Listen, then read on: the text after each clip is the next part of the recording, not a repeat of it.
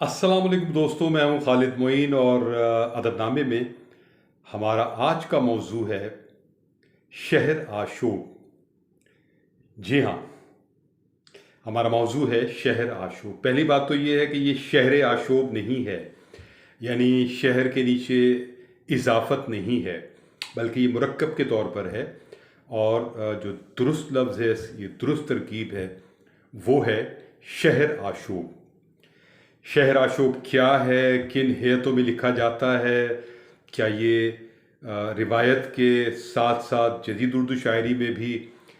लिखा जाता है शहर आशूब। ये सब हम बात करेंगे और बताएंगे कि शहर आशूब दरअसल है क्या।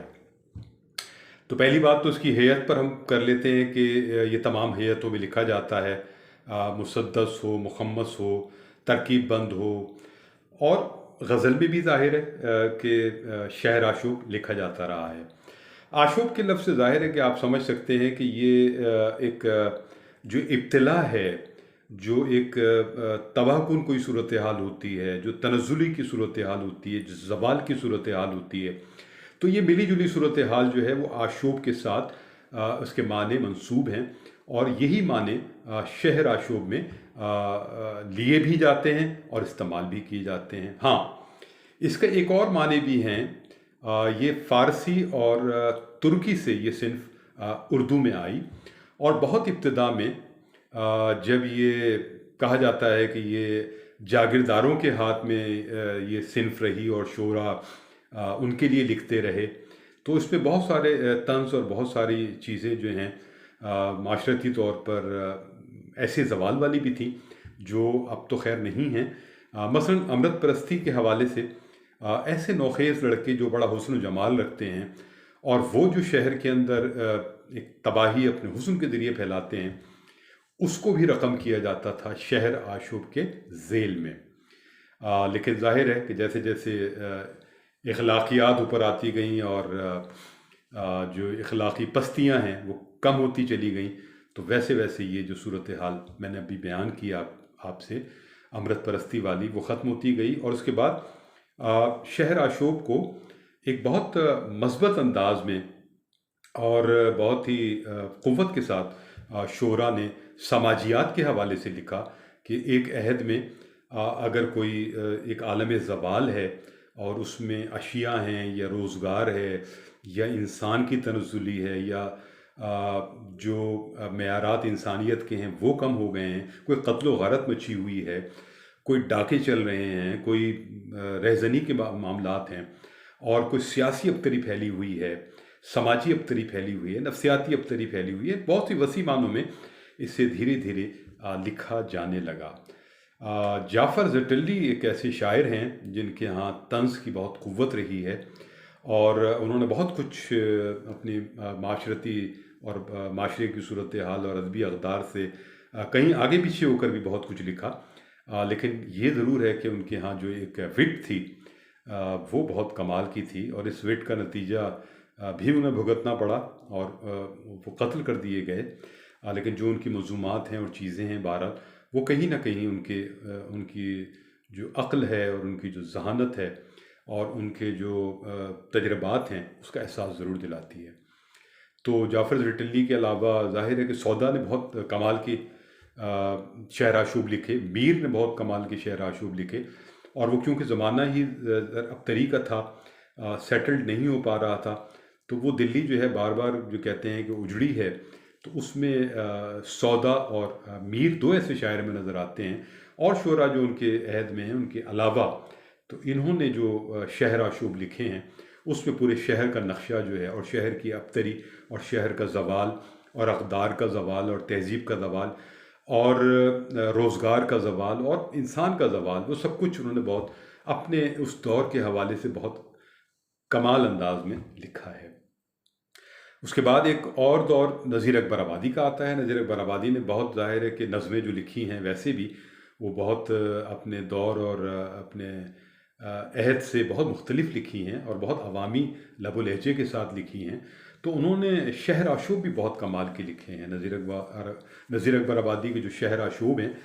वो ख़ासे मशहूर हैं और ख़ासे अहम भी हैं। اس کے بعد جو دلی جنگ آزادی کے بعد جو اجڑی اور اس میں جو انگریزوں نے تباہی مچائی اور جو قتل و غارت مچائی، تو اس صورت میں ظاہر ہے کہ غالب، حالی اور داغ نے بھی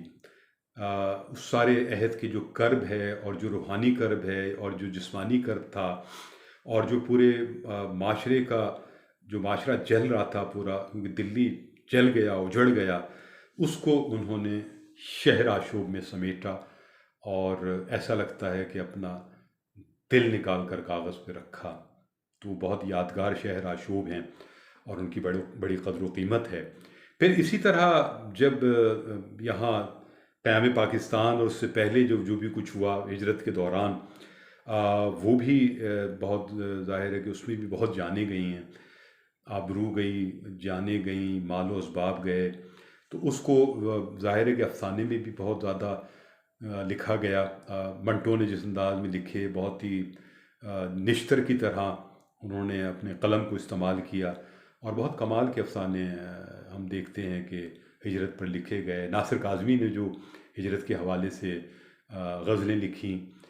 اس میں جو کرب ہے پورا اجتماعی ہجرت کا، وہ اس میں سمٹ آیا ہے، اور بہت سے شعراء نے ہجرت کے حوالے سے چیزیں لکھیں۔ اس کے ساتھ ساتھ شہر آشوب کی ایک اور صورت جو ہے ہمیں ظاہر ہے کہ یہ ملکی صورتحال میں انارکی ہو، زوال ہو، میں نے بتایا کہ ہر چیز کا زوال، جو انسان ہے اس کی اقدار ہیں، تہذیب ہے، ثقافت ہے، تو جو بھی انسانی رویے ہیں، اور اس میں انسان جو ہے مفوق الحال ہو جائے، روٹی کو ترس جائے، روزگار نہ ہو اس کے پاس، اور قتل و غارت مچی ہوئی ہو، تو پھر اس میں ظاہر ہے کہ شہر آشوب کے اندر بڑا کرب آ جاتا ہے۔ تو یہ کوئی ملکی صورتحال ہو یا شہروں کی صورتحال ہو، تو شہروں کی صورتحال میں آپ کو بتاؤں، عرض کروں کہ کراچی کے جو 20-25-30 برس ایسے گزرے ہیں جس میں یہاں بہت زیادہ سیاسی انارکی رہی ہے، قتل و غارت اور ہر لحاظ سے ایک تباہی ہوتی رہی۔ کراچی جلتا رہا، بجھتا رہا، جلتا رہا، بجھتا رہا۔ تو کراچی کی شہری اور یہاں کے پورے ادارے اور سب چیزیں جو ہیں، اور پھر یہاں کی جو ایک نمائندہ سیاسی جماعت تھی، وہ اس کے ساتھ جو بھی کچھ ہوا، اس کا ایک عمل اور رد عمل، اور بہت کچھ ایسا ہوا کہ جس میں یہاں کے شعراء نے شہر آشوب لکھے۔ ان 25-30 برسوں میں یہاں کراچی میں میرا نہیں خیال کہ کوئی ایسا شاعر ہو جس نے کہیں نہ کہیں کچھ نہ کچھ نہ لکھا ہو۔ اگر مسلسل شہر آشوب نہیں لکھا تو یقیناً اس نے اپنی کہیں غزل میں، کہیں نظم میں، کہیں علامتی انداز میں، کہیں تجریدی انداز میں، کہیں کھل کر، کہیں جو ہے بہت رقت کے ساتھ، کہیں بہت ہی اداسی کے ساتھ، کہیں بہت سوگ کے ساتھ شہر آشوب لکھے، اور بہت کمال کے شہر آشوب یہاں لکھے گئے۔ میرا خیال ہے کہ یہ ادبی تاریخ کا ایک الگ سے حصہ ہے، اور یہ ایک پی ایچ ڈی کا موضوع ہے کہ جو کراچی میں خاص طور پر 25-30 برس میں شہر آشوب لکھے گئے، اگر ان پر تحقیق کی جائے اور انہیں یکجا کیا جائے اور اس سارے کام کو سمیٹا جائے تو یقیناً جو ہے ایک بڑا کام ہوگا، اور بڑے شیڈز جو ہیں نظر آئیں گے اس میں، اور بڑے کمال کے شعراء جو ہیں وہ بھی نظر آئیں گے جنہوں نے شہر آشوب لکھے۔ خاص طور پر میں چند نام لے لیتا ہوں، اس لیے کہ شاعر تو تقریباً تمام ہی شعراء نے لکھے ہیں، لیکن محسن نوپالی صاحب نے بہت کمال کے شہر آشوب لکھے، اور ان کی ایک نظریاتی وابستگی بھی کیونکہ ہو گئی تھی، تو لہٰذا وہ تھے۔ منظر ایوبی صاحب تھے، ان کی بھی نظریاتی وابستگی تھی۔ عارف شفیق صاحب تھے، وہ ان کی بھی نظریاتی وابستگی تھی، لیکن انہوں نے اس ہٹ کر بھی بہت اچھے اور انصاف کے ساتھ شہر آشوب لکھے جنہوں نے لوگوں کے دلوں پر اثر کیا،